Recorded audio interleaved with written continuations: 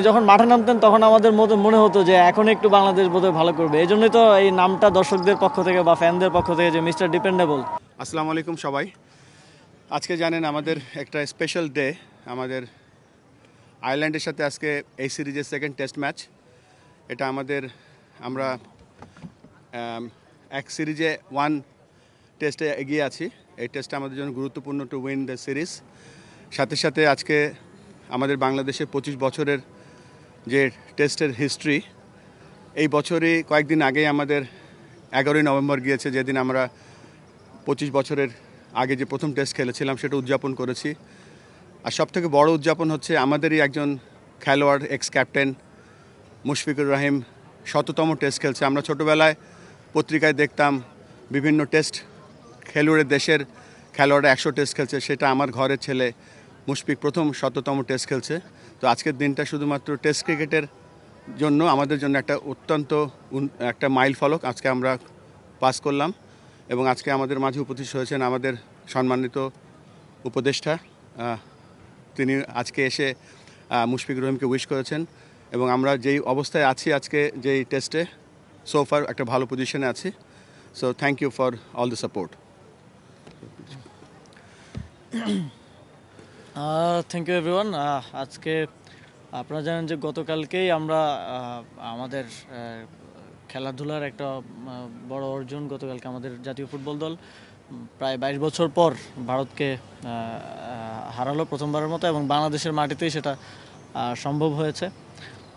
একই সাথে আজকে আবার বাংলাদেশের প্রথম প্লেয়ার হিসেবে 100তম টেস্ট খেললেন মুশফিক ভাই। আমি যদিও সারাদিন মিটিংয়ের পর মিটিং, এই কারণে পৌঁছাতে একটু দেরি হয়ে গেলে এই জন্য দেখতে পারলাম না।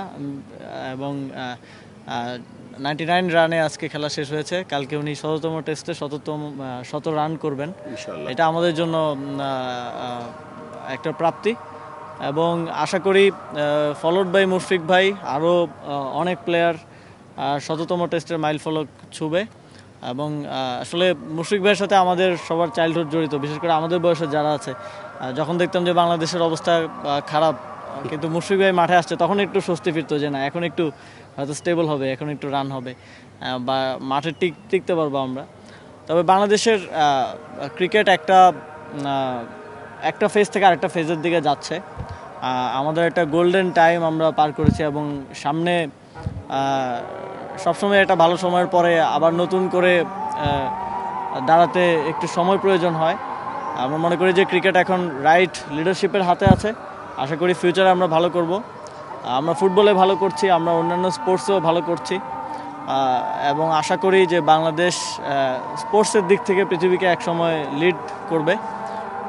এবং আমাদের এই অর্জনগুলো আমাদেরকেও অনুপ্রেরণা দিবে, বাংলাদেশের মানুষকেও অনুপ্রেরণা দিবে স্পোর্টসকে সাপোর্ট করতে। Thank you.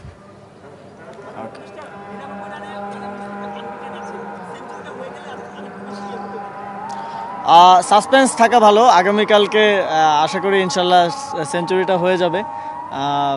এবং 100তম টেস্টে মুশফিক ভাই 100 রান করার মাধ্যমে বোঝা যাচ্ছে যে ওনার মধ্যে এখনও খেলা বাকি আছে, এবং এটা 100তম টেস্টেই থামবে না, এটা সামনের দিকে আরও আগাবে ইনশাল্লাহ।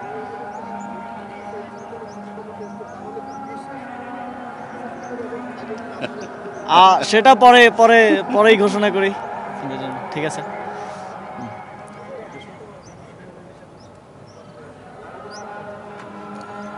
না, কথা হচ্ছিল, বলছিলাম এটাই যে আপনি যখন মাঠে নামতেন তখন আমাদের মনে হতো যে এখন একটু বাংলাদেশ বোধহয় ভালো করবে। এই জন্যই তো এই নামটা দর্শকদের পক্ষ থেকে বা ফ্যানদের পক্ষ থেকে যে মিস্টার ডিপেন্ডেবল, তো আমরা ডিপেন্ড করতাম। এটাই ওনার সাথে আলোচনা করছিলাম আর কি এই বিষয়ে।